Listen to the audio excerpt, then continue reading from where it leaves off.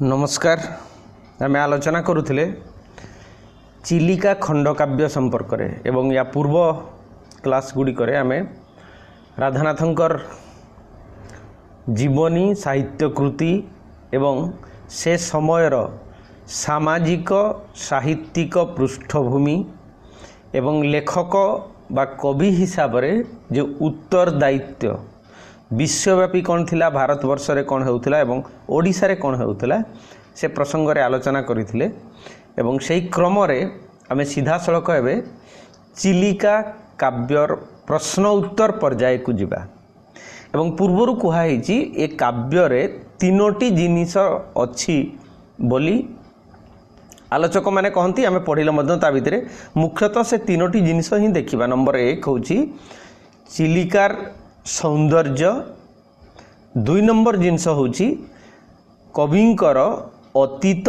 प्रति आसक्ति अनुरक्ति अतीत आमुखता, कविंकर निजस्व जीवनर दृष्टिकोण जीवन दर्शन कहि परिबा जेहेतु कवि अत्यंत दुखवादी एवं सौंदर्य को जो स्तर रे ग्रहण करिसंती ताकू जेमिति आमे शॉक ऑब्जर्वर कहवा नहीं कि ये प्रायतः ठीक सेमिति माने टू गोटे पलैबा पई गोटे कल्पित राज्य गोटे पलायनपंथी मानसिकता बा गोटे एस्केपिस्ट मानसिकता कविंक पाखरे अछि। तो आमे से भीतर को जीवा नहीं, आबे सीधा सड़क क्वेश्चन रे देखिबा जे राधानाथंकर कवि प्रतिभा और चिलिका बा चिलिका आधार रे राधानाथंकर कवि प्रतिभार मूल्यांकन कर जदि क्वेश्चन आसीबो ताहले आमे निसंदेह भाव रे जो बाट देकी आलोचना करिबा जदियो ए बाट सर्वोत्तम सर्वश्रेष्ठ नुहे बाट बदलै की मध्य लक्ष्य स्थल रे पहुंचा जाई पारिबो तेबे साधारण स्तर बा आमे गोटे पिला गोटे क्वेश्चन आंसर जिते एपियर करिवो गोटे फॉर्मेट बा रूट चार्ट जदि कहबा एई क्रम रे कले बेटर हबो। मु तेनु सजेशन दउची एमिति करा जाई पारे किंतु याठू आउरी अधिक भलो मध्य सृजनशील भाव रे करा जाई पारिबो, नुआ नुआ जिंस चिंता करा जाई पारिबो से निर्भर करूची। किंतु हमर सीमित समय भितरे जेतेबेले गोटे सिलेबस बा गोटे पाठ को सारिबार कथा आसुची सेतेबेले हमको यही पारामीटर बा फॉर्मेटा को अनुसरण कले मु भावुची चलिबो। तेणु प्रथम रे राधानाथ चिलिका, 2 नंबर होची प्रतिभा और कवित्व, 3 नंबर चिलिका रे प्रतिभार विकासर सूचना एवं 4 नंबर रे चिलिकार विश्लेषण और प्रतिभार प्रमाण, 5 नंबर होची कनक्लूजन उपसंहार। आलोचक माने कहती जे राधानाथ होउछंती आधुनिक ओडिया साहित्यर जन्मदाता। तांको पूर्वरु जदि आधुनिकता गोटे विवादमान विषय किंतु तांको पूर्वरु दीनकृष्ण, उपेन्द्र भंज, अभिमन्यु प्रमुख कवि माने उत्कल भारती को बहुविध काव्य अलंकार रे भूषित करि जाइथिले। तथापि आधुनिक भावधारार अनुसरण रे राधानाथ ओडिया साहित्य को जो नवीन पंथा दर्शाई दे जाइछंती ताहा चिरदिन पर्यंत तांकर महत्व उद्घोषित करुथिबो। महायात्रा प्रभृति तो दूरर कथा चिलिका पाठ कले मध्य आमे राधानाथंकर विराट कवित्व और महीयसी प्रतिभार ज्वलंत निदर्शन मिली पारिबो। कविवर राधानाथ जे जने प्रतिभावान कवि थिले चिलिका पाठरू ताहार प्रमाण करिबा एई आलोचनार मुख्य विषय। तेणु राधानाथंकर प्रतिभा एवं ए विषय रे पुंखानुपुंख आलोचना करिबा आगरु प्रतिभार स्वरूप संपर्क रे अवगत हेबा आवश्यक। पंडित माने बहु विचार परे प्रतिभार अर्थ नव नवोन्मेषशालिनी प्रज्ञा बोली निरूपण करिसंती। जणे लोकर प्रज्ञा माने जोटा विजडम बोली कहा जाए बा सूक्ष्म बुद्धि और पांडित्य थाई पारे किंतु नूतन नूतन भावरे सेगुड़िकर विकास नहेले प्रतिभार अस्तित्व निर्देश करा जाई पारिबो नाही। सुकवित्वर प्रधान अस्त्र हेउछि प्रतिभा। काहारी काहारी मतरे पांडित्य और अभ्यास मध्य उत्तम काव्यर सृष्टि रे दुईटी प्रधान साधन, किंतु एथिरे भयंकर मतभेद देखा जाए।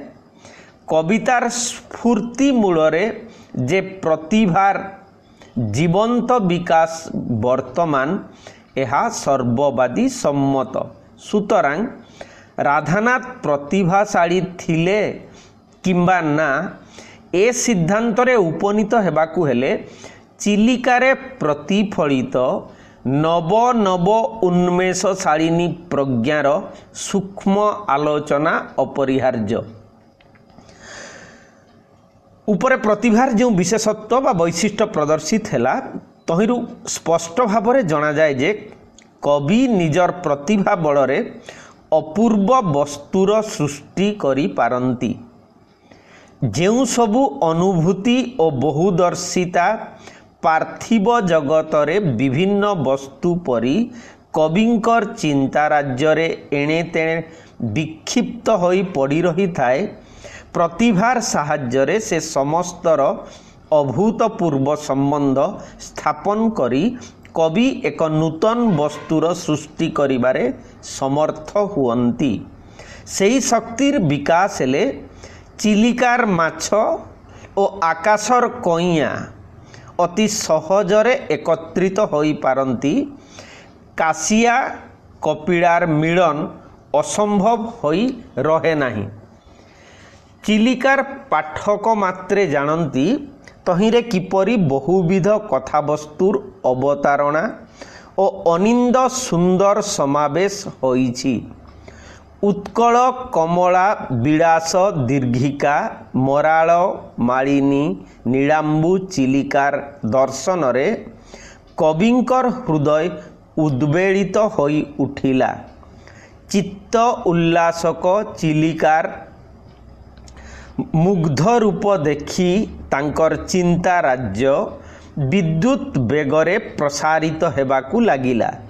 जीवनर बहु मधुमय तथा कटु अनुभूति पर्यालोचित ग्रंथ तथा शास्त्र मानकर बहु उपादेय तथ्य उत्कल भ्रमण बेले श्रुतपूर्व नाना किंबदंती ए सबु सते जेपरी बहुदिनर निद्रा त्याग करी उल्लसित प्राणरे नाची उठिले।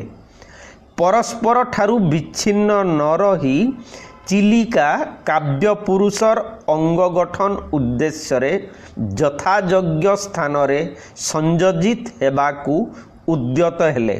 कहिबा अनावश्यक राधानाथंकर बुद्धिर सूक्ष्मता पांडित्यर विशालता और सर्वादौ प्रतिभार स्फूर्ति बहु असंपृक्त विषयर सन्निवेश सत्वे एक चमत्कार काव्य सृष्टि करिबारे समर्थ होईछि।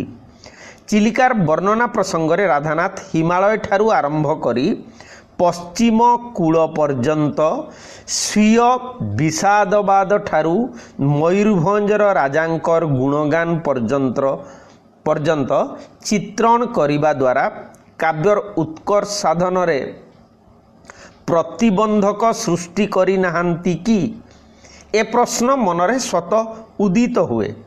चिलिकार एक निर्मल विश्लेषण द्वारा ए समस्यार समाधान होई पारिबो। सभामयी चिलिकार चित्रित अंतराल रे बसी नलवन शैल और दीपमालार सुमनोहर दृश्य संदर्शन रे भारतर अन्य अन्य प्राकृतिक दृश्य प्रति कविंकर अंतर्दृष्टि प्रसारित हैला। तेणु से बड़ मधुर भावरे और चिंताधारार अखंडता रक्षा करी हिमालय ठारू आरंभ करी महाभयंकर वरुणर राज्य पर्यंत वर्णना करिथिले। सेई चिंता स्रोत शुष्क हेबा पूर्वरु चिलिकार संगीत मुखर जलवक्ष उपरे कविंक दृष्टिपात हैला। चिलिकार पशुपक्षी मानकर सौंदर्य रसपान करू करू फल फूल शस्ये सदा सुरुचिर चिलिकार तीरवर्ती कमला विलास भूमि तांकर दृष्टि आकर्षण कला। तही संगे संगे तांकर नयन पथरे आरूढ़ हैला सेई सभार निलय पश्चिम तीरर मनोहर दृश्य। चिलिका विराट नही सुबृहत होइथिबारु तार रम्य मूर्ति दर्शन रे कविंकर चित्तवृत्ति स्तब्ध हैला नहीं, बरं देशे काले दूर विस्फारित होई नाना ऐतिहासिक तथ्यर आहरण रे उद्ग्रीव होई उठिला।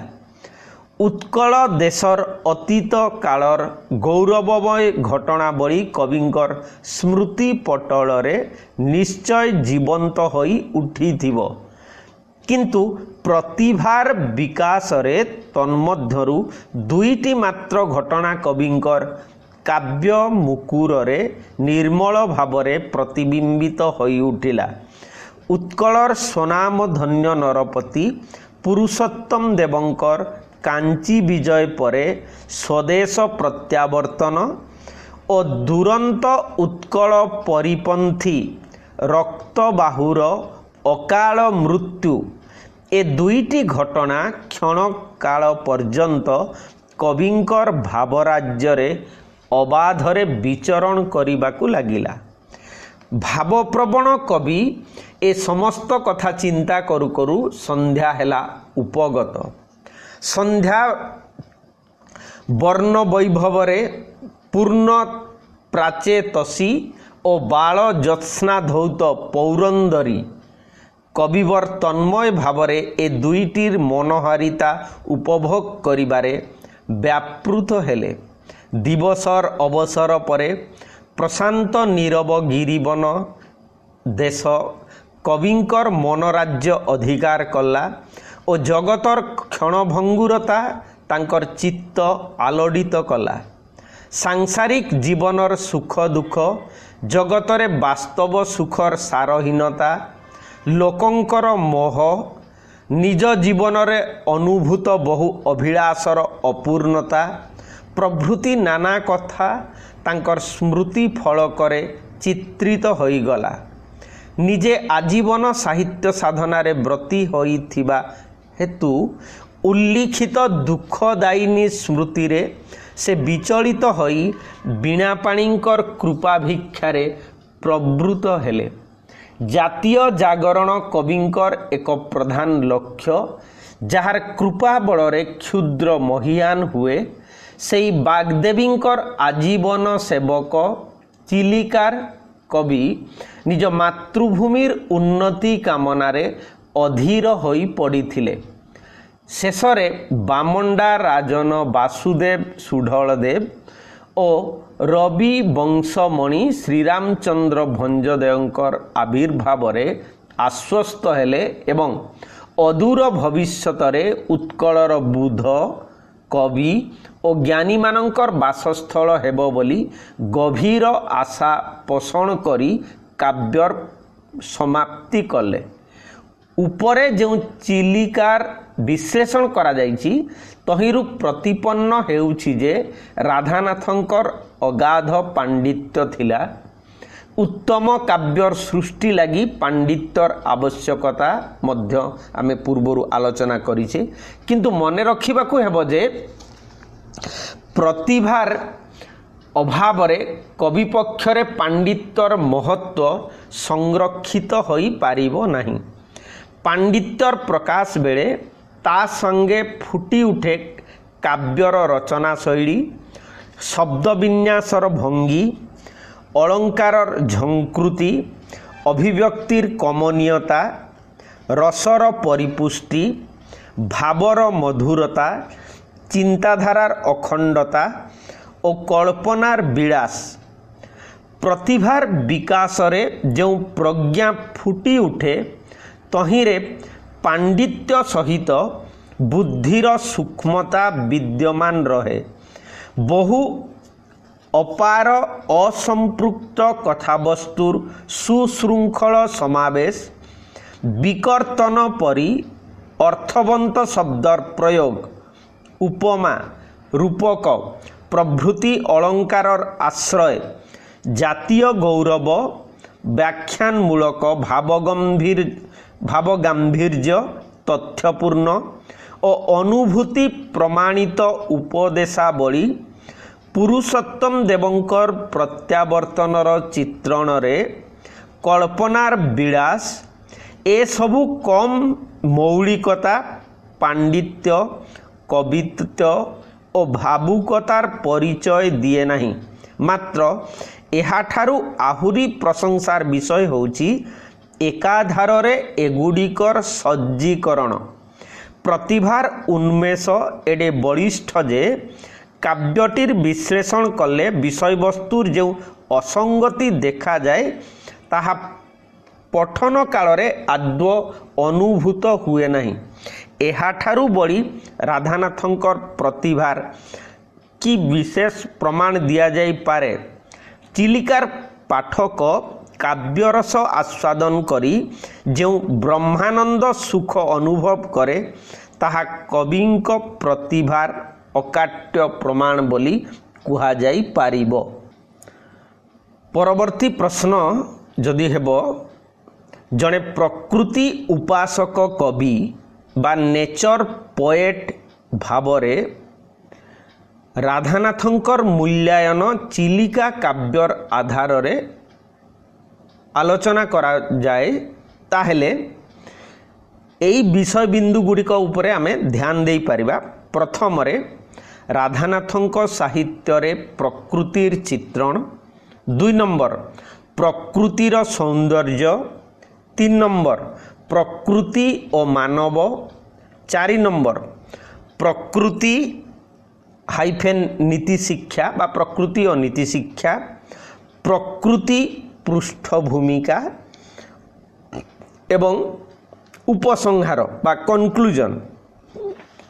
जदियो यार मु बारंबार कहबी जे कौनसी प्रश्नर उत्तर देवार शैली असीमित असंख्य प्रत्येक व्यक्तिर जेमिति निजस्व गोटे शैली अच्छी कारण स्टाइल इज पर्सनाल बोली कुहाई क्वेश्चन आंसर रो उत्तर देवा मध्य गोटे स्टेरियोटाइप नुहे साधारण भाव में निर्दिष्ट गोटे फॉर्मेट टाको डेवलप करिकी से फॉर्मेट रे में उत्तर देव सेमती बाध्यबाधकता नहीं किंतु जेतेबेले गोटे क्वेश्चन आसुची आमे हमर विचार भावना अनुसार को की वर्ड को निसंदेह टच करने को पड़ो गुरुत्वपूर्ण अंश गुड़िक कौन।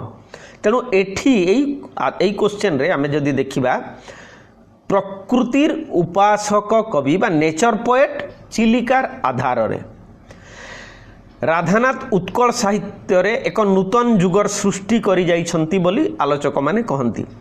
खंड काव्य और खंड कविता रचना आधुनिक भावधारार आहरण भाषा बदल रे कवितारे भावर प्राधान्य पांडित्य अपेक्षा कवित्वर गुरुत्व प्रतिष्ठा ए सबु तांको प्रवर्तित जुगर केतेक विशिष्ट अंग। से साहित्य साधना रे प्रवृत्त होई प्रकृतिर उपासना करिबारे जो कृतित्व देखाइछंती ताहा वास्तव रे प्रणिधानर विषय। महाजात्रा ठारू आरंभ करी तुलसी स्तवक पर्यंत दृष्टिपात कले तांकर प्रकृति उपासक तार यथेष्ट प्रमाण मिले। चिलिकारे तांकर ए विशिष्टता जे व्यापक भाव में फुटी उठी एथिरे संदेह नहीं। कविवर राधानाथंकर दिव्य दृष्टि रे बा कवि दृष्टि रे प्रकृति होउची सौंदर्यर एक अक्षय गंताघर। चिलिकार सुरुचिर तीरर वर्णना करने जाई से लिखिछंती केते थर देखी अछि एही मन मात्र प्रति थर दिसे आन आन दृष्ट पूर्व होई अपूर्व प्रतीति सुंदर पणर चिरंतन रीति। चिलिकार सभा से बहुबार देखिथिले तथापि प्रत्येक थर दृष्ट पूर्व वस्तु गुड़िक नूतन नूतन रूप रे तांकु प्रतीत होइथिला। जेतेबेले जाए से रमणीय चिलिकार रूप माधुरी उपभोग करि पारुथिले कौनसी प्रकार सांसारिक चिंता तांकु स्पर्श करि पारि नथिला।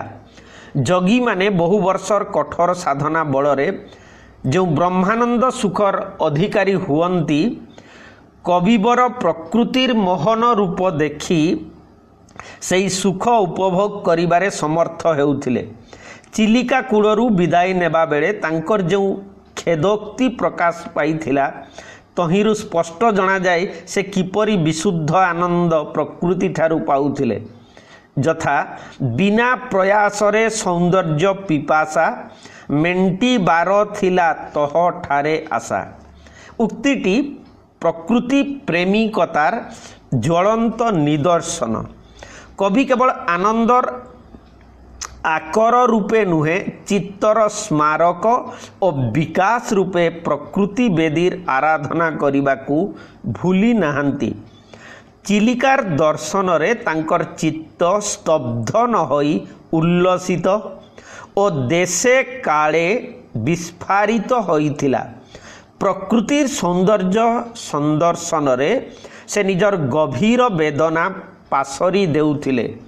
राजपुतानार भीषण मरुस्थल रे जेतेबेले तांकर असह्य पीड़ा अनुभूत हैला से परमा सुंदरी चिलिका को प्रिय भाषिणी और संताप नाशिनी सखी परी स्मरण करुथिले।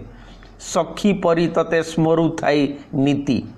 पुणी तांकर भावी जीवनर चिंता जेतेबेले नैराश्य प्रेतर विकट नर्तन तांकु देखाई देला से चिलिकार सौंदर्य दर्शन करी हृदयर समस्त दुख दूर करिबारे समर्थ होइथिले। संक्षेपरे कहिबाकू गले प्रत्येक स्थल रे राधानाथ प्रकृति देवीर उपासना करी अखंड आनंद पाइछंती। राधानाथंकर ए संपर्क रे आउ एक विशेषत्व देखा जाए ताहा हेउची प्रकृति संगे मानव जीवनर संबंध। तांको मतरे प्रकृति हेउची मानव जीवनर एक प्रतिबिंब। बिंब और प्रतिबिंबर सादृश्य जेपरी नित्य विद्यमान मानव जीवन संगे प्रकृतिर सेहीपरि सामंजस्य चिर वर्तमान। मानव जीवन रे जेउपरि बहुविध घटना संघटित हुए प्रकृति राज्य रे मध्य ठीक सेहीपरि होइथाय। मानव निज समाज रे जेपरि स्वरूप सुरूप कुरूप क्षुद्र विशाल भल मंद हेय उपादेय एपरि बहु कथा अनुभव करे प्रकृति रे सेगुड़िकर अभाव नहीं। प्रकारांतरे मानव और प्रकृति परस्पर सहित किपरि घटना और विषय वस्तुर सूत्र रे तुलना योग्य ताहा प्रमाण करने राधानाथ सबुबले चेष्टित। मानव समाज रे जेपरि केही केही गुणी लोक अतिथि मानंकु परम आदर रे अभ्यर्थना करती सेहीपरि प्रकृति ठाए ठाए दर्शकर मनोरंजन करिथाए। चिलिका यार एक उज्जवल दृष्टांत। अन्य केही केही अतिथि मानंकु तिरस्कार कला परी राजस्थानर रुक्ष मरुस्थली दर्शक राधानाथंकर दुखदायक होइतिला। आहुरी मध्य जगत रे जेपरि केतेक सत्वगुणी परिस्थिति भेदरे भिन्न भिन्न समय रे बहु रूप धारण करती सेहीपरि चिलिका शुद्ध सत्वगुणी और विभिन्न समय रे भीम कमनीय रूप धारण करे। राजमुकुटधारी उदार नरपतिर आश्रय रे कौनसी सामाजिक अभियोग और आर्थिक असुविधा भोग नकरी आश्रित वर्ग सुखरे थिला परी वैदुर्य किरीटीधारी तुंग कालर बाहुछायार आश्रय रे बाया बाया बधू भुजंगर भ्रुकुटिकी न डरी क्रीड़ा करुथांती। रक्तबाहुर अभियान बेले कवि लेखुछंती तईंगीते संगे घेनी उर्मी थाट दौड़ी आसिले नीलांबु सम्राट। जेउ परिकी युद्ध बेले राजांकर आदेश रे सेनापति सैन्य दल सहित भीम बेगरे युद्धभूमि को अग्रसर हुअंती। विपन्न लोकर आह्वान अन्य माने ताकू साहाय्य करती और परस्पर डकाडकी होई दल गठन करती। ठीक एहीपरि रक्तबाहुर अभियान बेले पर्वत माने डकाडकी होई मेली बांधिथिले। युद्धरे पराजित सैन्य माने बेले बेले अन्य पक्षर उन्मत्त सैन्य मानक द्वारा जेउपरि कंदुक भली एणे तेणे प्रक्षिप्त हुअंती रक्तबाहुर अभियान बेले कवि कहउछंती तरी धरी उर्मी फेन अट्टहासे कंदुक पराए फिंगिले आकाशे। बंदी दल विजयी वीर पुरुषोत्तम देवंकु वंदना कला परे जो बादित्र शब्द उठिला उत्ताल चिलिकार तरंगमाला निपुण वाद्यकार परी तहिरे ताल देई वीर पूजार निदर्शन देइथिला। वास्तविक प्रकृतिज्ञ जीवंता रंकुणी नारी परी कादम्बिनीर रत्नराजी संग्रह चिलिका बक्ष बिहारी जलचर प्राणी मानकर आत्मबड़ीमा प्रदर्शन दुखर उदयरे सुखर तीरधान परी विशाल भालेरीर छायारे पूर्वांचलरू पीत अस्तातपर विलय ए सबु सेई सार्वजनीन और राधानाथंक प्रतिपादित तथ्यर प्रमाण दिए जे मानव जीवनर एक निखुण प्रतिछवि हेउछि प्रकृति। राधानाथंकर प्रकृति नीतिशास्त्र मध्य एक विराट ग्रंथ। मानव जीवनर बहु अवलंबनीय नीति प्रकृति प्रति मुहूर्तरे प्रचार करने व्यस्त। कविंकर भाषारे पक्ष छेदी शक्र भये की शैले लुचि रही थिले तहरी सलीले।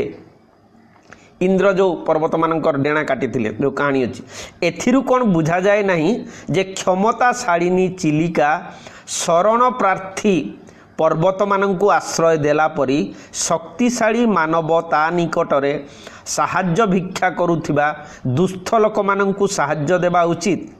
सेहीपरि पदाश्रित जीवे छाया प्रदायक कष्ट सही पर कष्ट संहारक।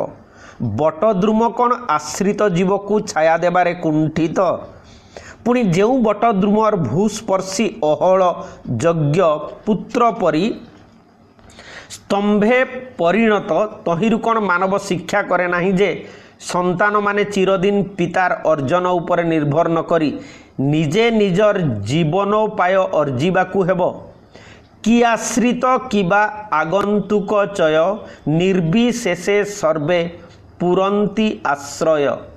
एथिरे मध्य एई नीति प्रकृति ठारू शिखिबार अछि जे ऐश्वर्य संपन्न लोक निज पर रूपी संकीर्ण भावनार अधीन न होई आश्रित और आगंतुक मानकर यथाविधि सत्कार करिबा दरकार।